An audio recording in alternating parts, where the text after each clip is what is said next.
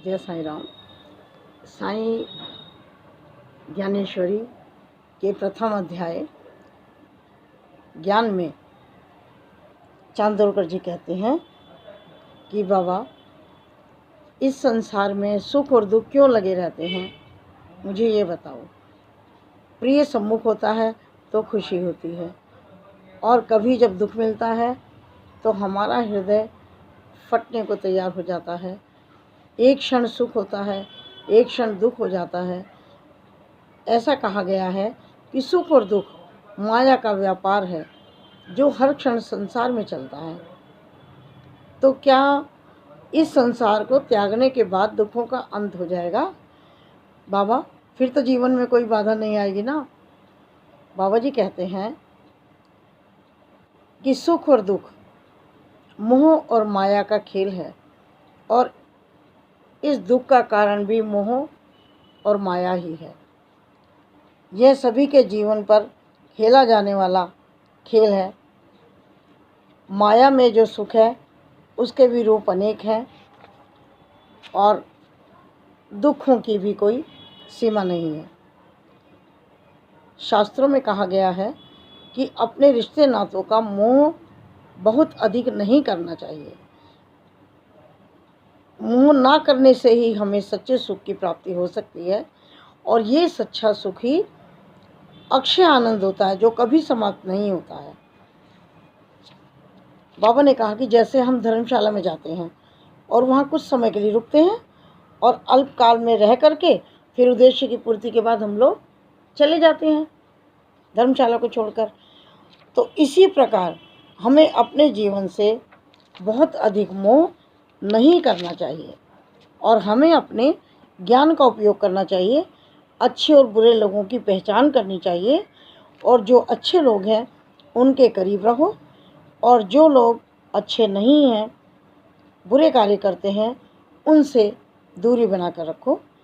अच्छे कार्यों को हमेशा अपने हाथ में लो, उन्हें अपने प्रयत्नों के द्वारा सफल अंजाम दो। अपने दायित्वों के प्रति कभी उदासीन मत रहो। अपने दायित्वों का निर्वाह पूरी ईमानदारी से करो। अपने कार्यों को स्वाभिमान पूर्वक पूरा करो, और अपने प्रति या जो भी कार्य हम कर रहे हैं उसको करने के बाद अपने मन में कभी भी अभिमान को प्रकट ना होने दो, और अपने मन में किसी भी प्रकार की शंका मत आने दो। व्यक्ति जब तक अस्तित्व में है, यानी कि जब तक इंसान जीवित है, ये जीवन है, तब तक शरीर का भली भांति ध्यान रखो। मृत्यु घटित होगी, एक दिन ये शरीर समाप्त होगा, उसका शोक ना करो, क्योंकि मृत्यु तो एक ना एक दिन आएगी। मृत्यु आएगी, उसका पहले से शोक मत करो। इस संसार में वह किसी को भी नहीं छोड़ती है। ज्ञानी लोग उसकी चिंता कभी नहीं करते हैं। जो मूर्ख हैं वो फिजूल में मातम मनाते रहते हैं, और पहले से ही छाती पीटना शुरू कर देते हैं। 5 तत्वों से बना ये शरीर 5 तत्वों से लिया गया कर्ज है जो कि चुकाना है, और ये पंच तत्वों में विलीन हो जाएंगे, ये निश्चित है। प्राण शक्ति को कर्ज का भुगतान करना पड़ता है। हवा हवा में मिल जाती है, तेज अग्नि तेज में मिल जाती है, आप जल में आप मिल जाता है, और शरीर छोड़कर पंचभूतों में समा जाता है। इस प्रकार हमारा जो पृथ्वी तत्व है वही अंश है, और उसमें मिलकर एक ना एक दिन समरूप हो जाना है, और यही शरीर का सत्य है। अतः इसका शोक करना उपयुक्त नहीं, ठीक नहीं।